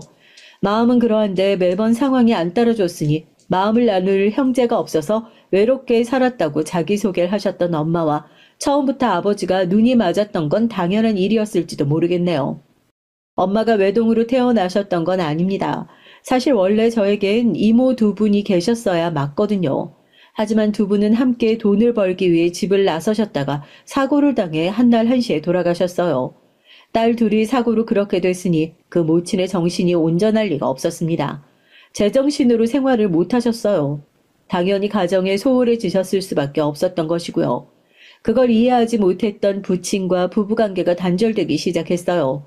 그리고 단절된 부부관계를 이유로 들어 부친은 다른 여자를 만나 바람을 피웠습니다. 시집살이 한번 고되게 당하는 분이었는데 그런데다가 딸만 셋을 낳았다는 이유로 5만 가지 인격을 깎아내리는 욕을 다 들으셔야 했었지. 딸만 줄줄이 낳아놓고서 미안하지도 않냐고. 어떻게 시댁에서 얼굴을 뻔뻔하게 들고 있냐고. 그런 욕은 예사로 매일 들으셔야 했었고. 그런 힘든 시절을 다 보내셨던 분이건만 자식 잃고 남편은 바람나고 화병으로 돌아가실만 했어. 외할머니의 소문을 그 사시던 동네에 싹 퍼뜨린 이후 외할아버지께선 남은 딸 하나 그냥 없는 셈 치겠다며 길길이 날뛰셨고 엄만 섭섭하면서도 어딘가 후련해 보이는 얼굴로 당신의 속에 있는 얘기를 하셨어요. 그래서 난 딸 하나 달랑 낳은 거 전혀 안 죄송했어. 성윤이 너를 낳고 나 그 누구에게도 미안해 한 적이 없었어. 아들이 아니면 뭐 어때? 이렇게 예쁜데. 우리 성윤이 이렇게나 야무진 걸 보면 벌써 효녀야. 열 아들 안 부러운 효녀. 네가 외할아버지 앞에서 내 편 든든하게 들어줘서 사실 얼마나 기뻤는지 모른단다. 저도 제가 엄마 딸이라서 좋아요. 정말? 우리 성윤이 말도 예쁘게 잘하지. 이런 딸이 나올 줄 알았으면 둘, 셋을 더 낳을 걸 그랬나 싶기도 해. 지금 너무 늦은 감이 생겨버렸지만 네 동생을 낳고 키우기에도 사실 우리 집이 조금은 버거워. 그래서 너한테 참 많이 미안해. 외동이라서 심심할 때가 많겠지? 아니요, 별로 안 심심해요. 심심할 땐 밖에 나가서 놀면 되니까요. 엄마, 저는요, 언니도 오빠도 동생도 다 필요 없어요. 형제가 많은 친구들이 부러운 적도 없었고요. 하지만 외롭다는 생각은 들더라고요. 정확히 외롭다는 게 뭔지 모르겠지만, 그래서 제가 외로운 게 맞는지 헷갈리지만, 아무튼 가끔은 외롭다는 생각이 들어요. 왜 그럴까요? 전 솔직한 제 심정을 말씀드렸고 조금 놀란 눈빛으로 절 빤히 쳐다보시던 엄만 그날 밤에 아버지와 둘이 저에 관해 대화를 나누시는 듯 했어요. 그 다음부터였다고 생각을 해요. 부모님이 절 데리고서 이곳저곳을 다니기 시작하셨던 게 말입니다. 저희 집이 돈은 없었어요. 쪼들려서 가계부 위엔 한숨만이 내려앉는 집이었죠. 그러나 그 안에서 아웅다웅하며 잘 살아왔던 저희 세 식구답게 별로 돈이 안 드는 장소들을 찾아 종종 놀러 다니기 시작했습니다. 세 식구가 함께 놀러가서 시간을 보내기 위해 부모님이 정기적으로 시간을 일부러 만드셨던 거예요. 부모님의 그 노력은 저에게 그 어떤 돈으로도 환산이 될 수 없는 값진 추억이 됐습니다. 가족끼리 함께 어딜 가고 함께 무얼 한다는 게 이렇게나 신이 나고 즐거운 일이라는 걸 그때 전 처음 알았는데요. 부모님도 마찬가지라고 하셨어요. 아버지도 그렇고 엄마도 그렇고 어른이라고 부모라고 해서 모든 걸 다 경험해 보신 것은 아니구나. 알지 못하는 것들이 많으시구나. 새삼 그런 사실을 제가 깨닫기도 했었죠. 그러던 어느 날 친할아버지께서 운명을 달리하셨습니다. 전 태어나서 아버지가 그렇게 서글피 우시는 모습을 그때 처음 봤어요. 아버지도 꺼이꺼이 우실 줄 아는 분이라는 것이 내심 놀랍기도 했어요. 아버진 평생에 이렇게 가슴 아프고 슬픈 적은 처음이라고 하셨죠. 그 말씀을 듣고 심장이 철렁 내려앉은 제가 말했습니다. 저도 아버지가 돌아가시면 그렇게 슬플 것 같아요. 그러니까 돌아가시면 안 돼요, 아버지? 그러자 아버지가 눈물 젖은 눈으로 얼핏 웃어 보이셨어요. 제 머리를 쓰다듬어 주셨죠. 성윤아, 항상 건강하게 살아야 한다. 지금 이렇게 할아버지가 돌아가셨어도 난 어떻게든 살 수 있지만 만약에 성윤이 네가 잘못되면 그때는 내가 못 산다. 자식 앞세우고 부모가 어떻게 산단 말이니? 자식이라곤 너 하나뿐인데. 친할아버지의 영정을 보고 저희 아버지를 보고 또 친척들을 바라본 제가 속으로 조금 무서워졌어요. 전 외동이잖아요. 제가 죽으면 정말 끝이라는 생각이 들었죠. 부모님께선 저 말고 자식이 없으니까요. 게다가 제 입장에서도 부모님이 돌아가시면 형제가 없기 때문에 완전히 혼자가 되는 것이었죠. 그렇게 들고 만 생각의 흐름이 당시 저에겐 무척이나 충격적이었던 듯 싶어요. 왜냐하면 그날 이후로 전 말 그대로 잘 사는 것에 집중하는 아이가 됐거든요. 공부를 죽어라 열심히 해서 대학을 잘 가서 사회적으로 성공을 해서 이렇게 이어지는 대다수 아이들의 각오와는 달랐습니다. 하루하루 즐겁게 나 자신을 마주하며 지내는 것이 본질적으로 더 중요했어요. 그래서 아버지의 바람대로 학창시절을 전 몸도 마음도 건강한 아이로 보낼 수 있었죠. 사실 이건 핑계일지도 모르겠습니다. 전 공부를 대단히 잘하지 못했으니까요. 보통 수준의 대학을 간신히 들어간 것이 제 현실이었어요. 그 정도 대학에선 입학을 만족하는 경우가 반, 불만족해서 다른 생각을 하는 경우가 반이었습니다. 그러나 전 무조건 전자였어요. 생전 처음으로 부모님의 곁을 떠나 기숙사 생활과 자취 생활을 이어가며 살게 된 것 자체를 인생의 도전이라고 받아들이면서 즐겁게 지냈죠. 부모님도 저한테 안전하고 즐겁게 지내라는 당부만 하셨지 피 터지게 노력해서 취업을 잘해야 한다는 소리는 안 하셨어요. 졸업을 앞두고 갑자기 위기감을 느껴서 부랴부랴 취업 시장을 조사하기 시작했던 것. 주변의 친구들을 보면서 제가 비교가 됐기 때문이기도 하고 제가 외동딸이라는 것을 안 친구들이 네가 잘해야겠네. 네가 취업 잘해서 부모님께 효도해야겠네. 이런 식으로 전부 똑같이 말을 하는 걸 듣고선 심장이 또 철렁 내려앉았기 때문입니다. 난 정말 바본가? 여태까지 그냥 최대한 걱정 안 하고 지내는 게 제일 좋은 건 줄로만 알았어. 내 인생을 앞으로 내가 꾸려가야 하고 부모님의 노후도 내가 책임져야 하는데 왜 난 멀리 내다보지 못했을까? 객관적으로 제가 이룬 것은 많지 않았고 그래서 대신 발에 땀이 나도록 돌아다니면서 취업의 문을 두드려 댔어요. 그 결과 남들이 들으면 제 수준에 비해 무척이나 잘 들어갔다고 부러워할 만한 회사에 입사를 해낼 수 있었어요. 당장 부모님께 말씀드렸고 두 분은 제가 대견하고 자랑스럽다고 하셨습니다.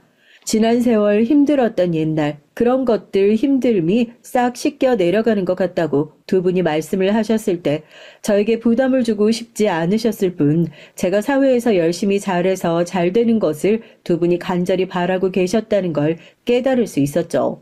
저를 잘 키워낸 보람이 있다고 하시는 두 분을 앞으로 절대 실망시켜 드리고 싶지 않았고 바보같이 나사 하나씩 풀려서 그저 즐겁게 지낼 줄밖에 모르는 모습으로 돌아가지 않겠다고 다짐을 했습니다. 그런 각오로 회사 생활에 임했어요. 그랬다가 아주 큰 코가 다쳤죠. 스트레스에 면역이 없었던 제 몸이 점점 망가져가는 게 날로 느껴질 정도였습니다. 심지어 제가 생리를 할 때도 아닌데 피가 나오기 시작했고요. 너무 놀라서 애써 시간을 내어 병원에 가봤더니 죽을 병은 아니었지만 극심한 스트레스로 인해 이렇게 될 수도 있다는 소견을 받았죠. 병원에 간 김에 이런저런 상담도 받아보고 몸무게도 재어봤더니 제가 알던 숫자보다 무려 8kg이나 적게 나오더군요. 어쩐지 언제부터인가 옷이 헐렁해져서 그게 다 옷감이 늘어난 건가 싶었는데 그게 아니라 제 몸이 해골이 되어가고 있었던 겁니다. 이대로 가면 정말 큰일 난다는 의사의 충고를 듣고 돌아서던 길, 왜 그렇게 서러움이 밀려오던지요. 정신없이 번잡하고 화려한 서울의 한복판은 차량과 사람으로 꽉 차 있었는데 어디 하나 제가 기댈 곳이 없었어요. 저 혼자 환영받지 못하고 소외된 이방인인 것만 같았죠. 무작정 부모님이 계신 집으로 달려갔어요. 그랬는데 갑자기 문득 부모님이 많이 늙으신 게 제 눈에 보이는 겁니다. 그래서 부모님을 뵙자마자 막 슬퍼서 울었습니다. 성윤아, 너 무슨 일 있었니? 갑자기 왜 그렇게 울고 그래? 응? 대체 무슨 일이야?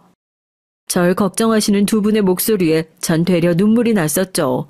두 분이 그새 많이 늙은 것 같아서 그래서 너무 죄송스러운 마음이 들어서 눈물이 났다고 그렇게 말씀을 드렸는데 역시나 부모의 시선에서 완전히 피할 수는 없더라고요. 제가 그런 이유 하나로 이렇게 울 것 같지는 않다고 하시면서 몸도 너무 말랐는데 도대체 무슨 일이 있어서 서러워하는 거냐며 물어보셨어요. 그래서 제가 어쩔 수 없이 두 분께 회사에서의 힘든 일들을 다 고해 바치고 말았습니다. 아버지가 즉시 자리를 박차고 일어나셨어요. 내가 이 자식들을 그냥 절대 가만 안 둘 거야. 대체 사람을 뭘로 알고서 그딴 취급을 해? 신입사원이 자기네들 시다발인 줄 알아?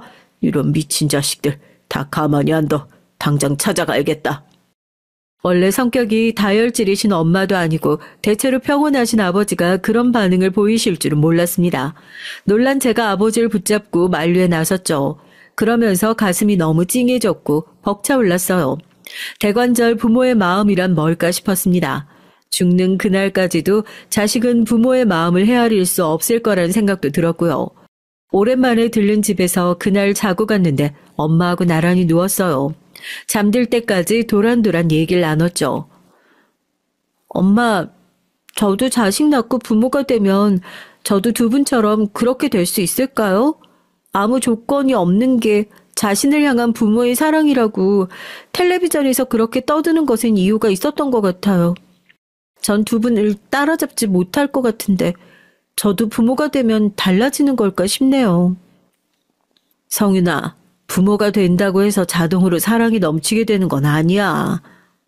네? 정말요? 정말이지. 네 외할아버지 봐. 엄마가 든 예시에 전 말문이 막히고 말았어요. 머쓱하게 천장만 바라보던 제가 질문을 드렸죠. 엄만 제가 언제 결혼을 했으면 좋겠어요? 네가 하고 싶을 때 하면 그게 좋은 거지. 순전히 네 마음이야. 그래요? 그러면 혹시 결혼을 못생기고 능력 없는 남자랑 해도 돼요? 아서라, 잘생기고 능력 좋은 남자도 분명히 세상에 있을 거야. 너 잘 생각하고 결정해. 엄마, 아버지 뭘 보고 결혼하셨어요? 어머니, 얘가 네 아버지 얼굴 잘생긴 것도 아니고 능력이 있는 것도 아니라고 지금 그거 콕 찍어서 지적하는 거지? 아니에요, 엄마. 그냥 여쭤보는 거잖아요. 그래, 알아. 나도 장난이야. 네 아버지 같은 경우엔 부드러움 속에 강인함이 깃들어 있는 게 보이는 사람이었어. 그리고 만난 지 얼마 안 됐을 때인데도 확신이 들더라고. 이 사람은 적어도 날 두고 바람을 피우진 않겠구나. 다른 건 몰라도 그런 부분에서 신뢰가 들었지. 집안 사정이 어려워서 그렇지 부모 형제가 사이는 참 좋은 집안이기도 했으니까. 그런 집안에서 난 사람하고 결혼을 하고 싶었고 난 그런 게 필요했거든. 서로를 믿고 살 수 있는 그런 전적인 신뢰 말이야. 그런 걸 네 아버지가 가지고 있었고 난 바로 그것이면 된 거였지. 엄만 그때 그 말씀은 제가 결혼을 하는 데 있어서 영향을 끼치게 됐죠. 부모님은 당장 저에게 일을 그만두라고 하셨어요. 사람 나고 돈 났지 돈 나고 사람 난 것도 아닌데 그거 돈 좀 벌겠다고 하다가 사람 잡으면 무슨 소용이냐고 하셨어요. 한 달에 단돈 50만 원을 벌어도 좋으니까 남의 시선을 신경 쓰지 말고 하고 싶은 거 하며 지내라고 해주시는 부모님이 계셔서 전 행운이었습니다. 퇴사를 하고 아무것도 안 할 수는 없어서 하게 된 것이 아르바이트였어요. 새로운 직장을 잡기엔 부담스러웠기에 일단 아르바이트를 시작했던 것인데 그러면서 제가 서비스 직종에 의외로 적성이 잘 맞는다는 사실을 알게 됐습니다. 역시 직접 해보기 전엔 모르는 법인가 보더라고요. 서비스업이 잘 맞아서 즐겁게 아르바이트를 하다가 아예 직원으로 일을 하게 됐어요. 남들이 보면 기껏 대학 졸업해서 괜찮은 직장에 들어갔는데 나약하게 못 견디고 나와서 고졸 학력으로 충분히 할 수 있는 서비스업이나 하고 지낸다고 어쩌면 비웃을지도 모르는 일이었죠. 직원으로 일을 한 지 1년을 채웠을 때 약간 고민이 되기도 했었어요. 그치만 제 자신은 만족스러웠기에 스스로의 선택에 조금 더 자신감을 가지고서 그 일을 계속 더 하기로 결심했습니다. 이게 제 인생에서 커다란 일을 만들어주고 말았죠. 왜냐고요? 그 일을 하면서 남편을 만났거든요. 남편은 바로 옆 건물에서 일을 다니고 있었고요. 점심때 종종 제가 일하는 곳에 왔었는데 그런 식으로 안면을 트게 됐어요.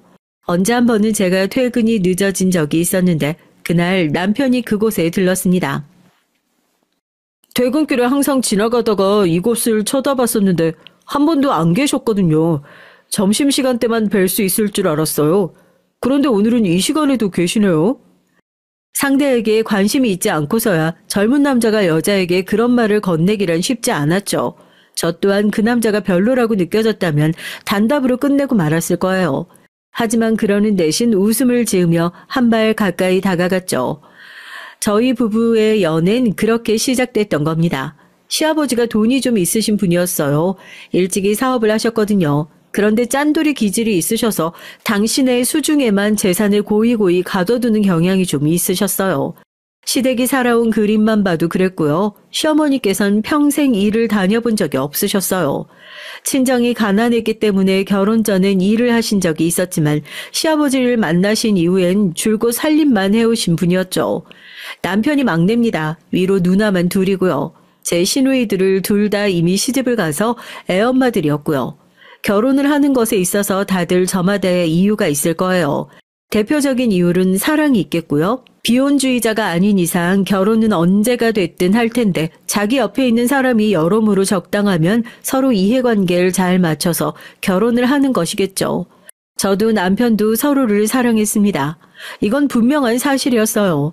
그러나 결혼을 땅땅 결정하는 것에 있어선 서로에 대한 사랑보단 조금 더 구체적인 생각이 따라왔습니다. 남편의 경우엔 제가 본인의 특정한 기준을 잘 맞춰줄 것 같은 여자라서 저와 결혼하고 싶어 했어요.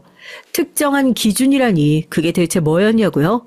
바로 여자다운 여자였죠. 조신하고 참하게 굴고 내조에 목숨 걸고 남편과 자식을 인생의 최우선으로 두고 살며 남편을 공경하는 여자 말입니다. 제가 남편보다 직업이 나은 것도 아니었고 집안이 나은 것은 더더욱 아니었어요.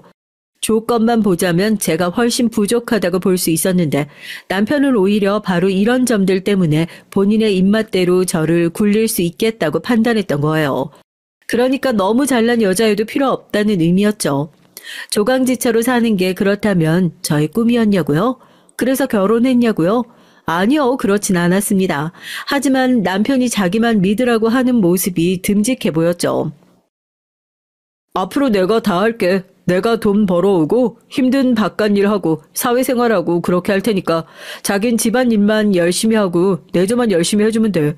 난 자기가 그렇게 편하게 살았으면 좋겠어. 전 외동딸을 향해서 걱정 없이 즐겁게 사는 것이 최고라는 당부를 해주시는 부모님을 둔 사람이었어요. 그렇기 때문에 저를 향해 그렇게 말을 해주었던 남편의 모습에서 어딘가 부모님의 모습이 겹쳐 보였습니다. 직장 생활에서 쓰디쓴 맛을 봤던 저였기 때문에 사회생활의 고충은 자기가 다 감당하겠다고 하던 남편의 선언도 정말 멋져 보였고요. 이런 남자라면 제가 걱정 없이 살 수 있을 것 같았고 부모님이 저를 염려하실 일도 없을 것 같았죠. 남편과 결혼하겠다고 했을 때 실제로 부모님은 외동딸을 시집 보내시는 것에 섭섭해 하시면서도 생각 잘했다고 하시면서 흔쾌히 웃으며 허락을 해주셨어요. 절 고생 안 시키겠다고 외치던 남편의 모습도 든든해 보였다고 그러셨고요. 시댁 쪽에선 솔직히 절 반긴다는 인상은 별로 못 받았습니다.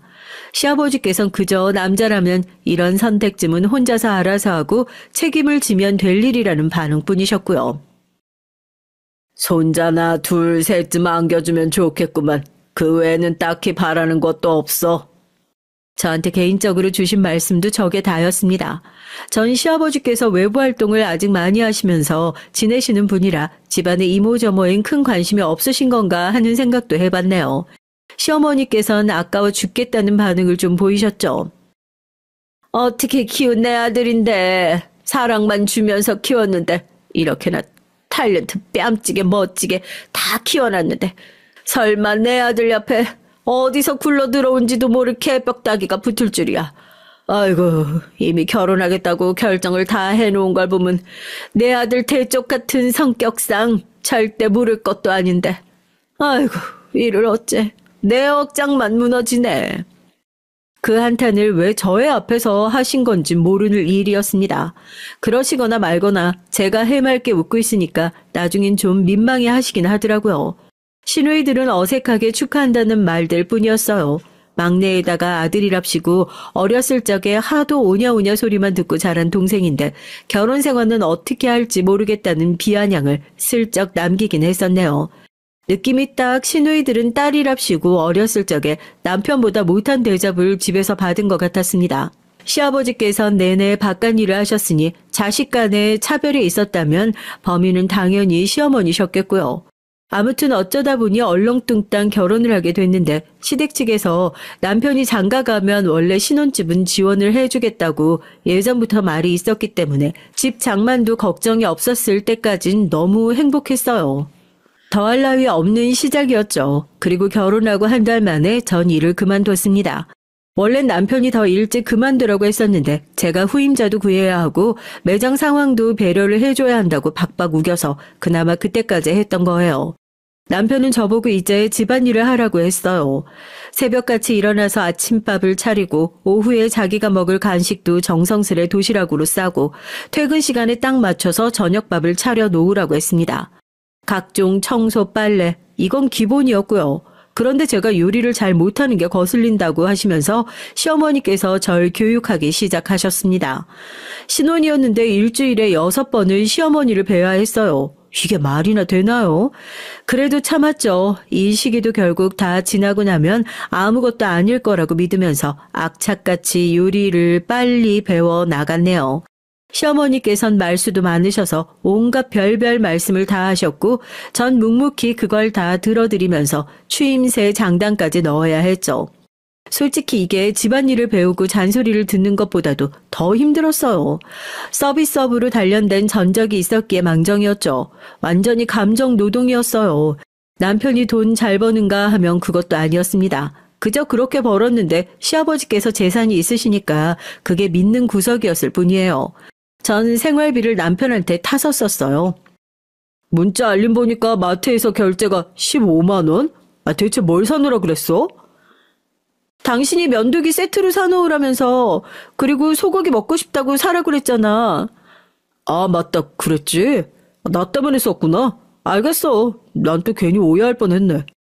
오해라뇨? 그럼 그 돈을 혹시 제 몫으로 썼다면 화가 날 뻔했다는 건가요? 어이가 없었는데 제가 돈을 안 버니까 할 말이 없더라고요. 이래서 여자도 돈을 벌어야 하는 모양이었습니다. 그러나 남편이 극구 반대를 했어요. 결혼하기 전에 약속하지 않았냐면서 남편이 강하게 나오자 그 앞에서 또 할 말이 없어졌고요.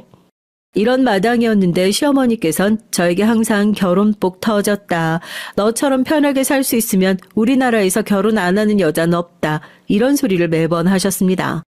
습관적으로 제 속이 부글부글 끓던 어느 날이었어요. 엄마가 약을 드셔도 복통이 안 낫는 게 이상해서 큰 병원에 가봤더니 자궁의 조직이 다른 부위에 잘못 붙어서 커지는 중이라는 진단이 나왔습니다. 수술을 해서 떼어내야 하는 단계가 왔다고요. 큰 수술 아니니까 걱정하지 마. 서울까지 안 가고 여기서 바로 수술해도 되는 거고 입원도 꼴랑 이틀이면 된다던데. 성윤아, 엄마 옆에 내가 딱 붙어 있을 거니까 너 아무 염려 마라. 알았지? 수술 전후로 계속 연락하마. 아무리 그래도 수술인데 전 마음이 안 좋았죠. 그런 와중에 남편은 자기 아침밥 차리고 도시락 싸고 저녁밥 차려줘야 한다면서 저보고 부모님께 가지 말라고 했습니다. 주말에 같이 찾아뵙자고 하더군요. 회사 다니는 평일엔 똑같은 일상을 누리고 싶다면서 제가 어디 가는 게 싫다고 했어요. 부모님도 오지 말라고 하시고 남편이 주말에 같이 찾아뵙자고 하니까 저도 그냥 고개를 끄덕였던 것이죠. 그리고 수술하신다는데 아무것도 안 할 순 없어서 50만 원을 부모님께 송금했습니다. 몇 시간 후에 시어머니를 뵈러 시댁에 들어갔다가 따가운 눈총을 받았어요. 너 혹시 우리 아들 돈으로 뭔 짓 했니? 네? 뭔 짓이라뇨? 50만 원 빼돌렸다면서. 좀 아까 점심시간에 우리 아들하고 통화하면서 다 들었다. 아, 그거요. 저희 엄마 내일 수술하시잖아요. 그래서 드렸어요. 뭐가 어쩌고 어째? 야, 그런다고 해서 우리 아들한테 한마디 상의도 없이 50만 원을 턱턱 보내버려? 그게 어디 네 돈이야? 무슨 말씀을 그렇게 하세요? 지금 화를 내실 게 아니라 어머님도 돈을 보태주시겠다고 그러셔야 하는 게 순서 아닌가요? 정말 믿기지가 않습니다. 안 부끄러우세요? 부끄러워해야 하는 건 너야. 돈 한 푼 안 벌면서 우리 아들 등골이라 빨아먹는 주제에. 저도 화가 나서 외쳤지만 시어머니께서 눈이 돌아간 것에 비하면 별것 아니었죠. 홧김에 제 머리를 잡으신 겁니다. 제가 비명을 지르자 오히려 더 소나기에 힘을 주시면서 제 머리를 빙빙 돌리기까지 하셨어요. 결국 제가 어지러워서 바닥에 나뒹굴자 그제서야 절 놔주시며 노려보셨습니다. 내가 처음부터 알아봤지. 뭐 하나 똑바로 된 구석도 없고 민폐만 끼치게 생긴 년. 그 순간 제 가슴속에 얼음과 불이 동시에 솟아올랐어요. 남편을 향해 차갑게 식은 마음과 시어머니를 향해 뜨겁게 타오른 분노였죠. 다행히 엄마의 수술은 문제없이 끝났고 전 즉시 남편에게 이혼장을 던졌습니다. 당장 이혼해. 지금까지 네 엄마한테 온갖 나에 대한 나쁜 소리, 험담, 이간질 그런 거 네가 다 해왔었지? 진작 눈치는 채고 있었어. 이 치사하고 비겁한 새끼야. 이렇게 복을 걷어차겠다고? 제정신이야? 후회 안 할 자신 있어? 너 같은 새끼랑 결혼한 게 내 인생에서 가장 후회되는 일이야. 돈 없어서 거지처럼 살아도 너랑은 안 살고 싶다. 따지고 보면 능력도 없는 주제에 지 아빠 돈만 믿고서 간식 기다리는 개마냥 헥헥거리며 침이나 흘리고 있잖아? 그 재산 언제나 떨어질까 기다리면서 사는 네 꼬라지가 너무 우스워서 같이 못 살겠다. 미쳐 날뛰는 저의 모습을 보면서 남편은 충격을 받아 넋까지 나가버렸어요. 혼이 쏙 빠진 채로 이혼 도장을 찍어줬죠. 그리고 전 시어머니를 가만히 둘 생각이었습니다. 옛날에 외할머니께 엄마가 한 방 먹이셨던 게 떠올랐거든요. 저는 그동안 시어머니가 온갖 소리를 다 들어주며 지낸 바 있었죠. 제가 어디 가서 말을 할 데가 없다고 생각하셨는지 가면 갈수록 별별 말씀을 다 해주셨던 시어머니 덕분에 제가 취할 조치가 많았어요. 사위들 욕하신 거 제가 시매부들에게 몰래 내용 전달 다 했죠. 그리고 시누이들한텐 제가 요리법을 남겨놓고자 휴대폰으로 동영상을 촬영했던 걸 보냈습니다. 화면엔 냄비가 나오고 있었지만 옆에서 시어머니께서 주절대셨던 게 내용이 다 들어있었거든요. 평소에 난 아들 짝사랑하면서 살란다. 나 짝사랑하는 딸년들은 징그러워. 가끔은 소름 끼쳐. 아직도 왜 날 포기들을 못하니?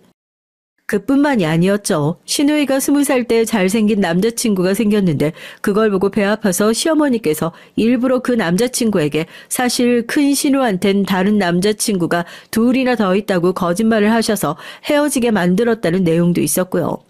작은 신우는 얼굴은 예쁜데 가슴과 엉덩이가 납작해서 더 능력 있는 남자 못 만나고 꼴랑 그놈하고 결혼을 했다며 혀를 끌끌 차셨던 것도 있었습니다. 심지어 재산을 빨리 다 차지해버리게 시아버지께서 하루아침에 돌아가셨으면 좋겠다고 하신 것도 있었고요. 같이 어울려 다니시는 오래된 무리가 있는데 그분들의 욕을 신랄하게 하시기도 했었거든요. 그래서 제가 그 내용들을 그분들에게 전부 알려드렸고요. 결과는 불보듯 뻔했죠. 시어머니 그분은 완전히 버림받고 매장을 당하셨습니다. 제가 일했던 곳이 전 남편 회사의 바로 옆이었잖아요. 그래서 제가 일했던 곳에 찾아가 전 남편의 이상한 점들에 대해 말을 남겼고 전 남편의 회사 사람들이 그곳을 들릴 때마다 자꾸만 소문이 퍼져갔어요. 전 남편의 평판은 어느새 떨어지게 됐죠. 나중에 얘기를 들어보니까 창피했는지 그로부터 얼마 후에 전 남편이 퇴사를 했었더라고요.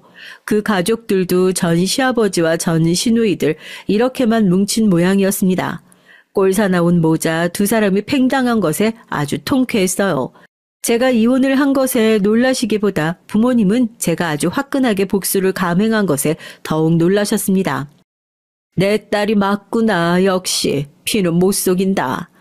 아버지는 놀란 가슴이 진정 안 된다고 하셨지만 엄마는 내심 뿌듯해하고 계셨네요. 그리고 엄마가 수술을 받고 나셨을 때 병원으로 외할머니가 찾아오셨다고 했어요. 엄마가 좋아하시는 약과를 한 봉지 사들고 말입니다. 네 아버지가 그러시더만 네가 이걸 좋아한다고. 엄마는 황당한 눈빛으로 아버지를 보셨지만 헛기침을 하시며 아버지는 오히려 자리를 피해 주셨어요. 엄마의 수술을 앞두고 아버지가 외가에 연락을 하셨던 겁니다. 외할아버지께선 망설이셨으나 외할머니께선 가봐야겠다며 일어나셨고요. 외할아버지의 망설임은 미안함이라는 것과 같은 것이었습니다. 그것이 담겨있는 약과를 바라보며 엄만 외할머니를 쫓아내는 대신 가만히 얘기를 들어보기로 하셨죠. 생각해보면 그래. 나한테는 아무것도 없더라. 난 자식도 없으니 내가 죽으면 이 세상에 나의 흔적이 남기나 할까 싶더구나. 너한테 이제 와서 엄마 소리 듣자는 거 아니야. 대우해달라는 거 아니고 아무것도 바라지 않는다. 다만 한 가지, 내가 너를 싫어하지 않는다는 걸 네가 알아줬으면 하는 것뿐이다. 다 늙으셔서 이제 외로우신가 보네요. 외롭지. 맞아. 난 인생을 못나게 살아온 사람이라서 특히나 더 외로움을 타나 보다. 내가 겨우 이 정도인 거야. 이 사실을 아는데 난 너무나도 오래 걸렸어. 지옥 가시기 전에 그래도 알아차리셔서 다행이네요. 예, 다음에 혹시나 네가 찾아오면 그땐 문전박대 안 하고 따뜻한 밥이나 차 한 잔 이렇게 함께 하고 싶다. 그렇게 생각하고 있단다. 엄마는 고개를 획 돌리셨고 외할머니께선 조용히 발길을 돌리셨습니다. 잘 안 풀린 건가 싶어서 걱정하시던 아버지의 눈에 엄마의 손이 약과 봉지를 만지작거리는 게 들어왔어요. 그 후로 아버진 가만히 기다리셨고요.